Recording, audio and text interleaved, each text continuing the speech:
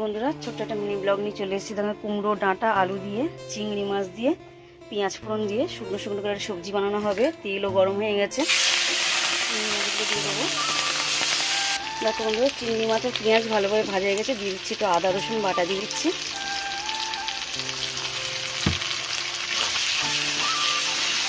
এর উপরে দিয়ে দেবো সব রকম মশলা। ধনে গুঁড়ো দিয়ে দিলাম, জিরে ধনে গুঁড়ো, গুঁড়ো লঙ্কা, হলুদ দিয়ে দিলাম, পরিমাণ মতো নুন দিয়ে দিয়েছি। যেটা নাড়াচাড়া করে নিয়ে সবজিগুলো দিয়ে দেবো। দেখে নাও বন্ধুরা, ভালোভাবে কষানো হয়ে গেছে। আমি এবার হালকা করে জল দিয়ে দেবো। দেখো বন্ধুরা, সবজি প্রায় হয়ে এসছে। নাড়াচাড়া করে নামিয়ে নেবো এবারে। দেখে নাও বন্ধুরা, চিংড়ি মাছ, ডাঁটা, কুমড়ো, আলু দিয়ে শুকনো শুকনো সবজি বানিয়েছি মাখা মাখা করে। দেখে নাও।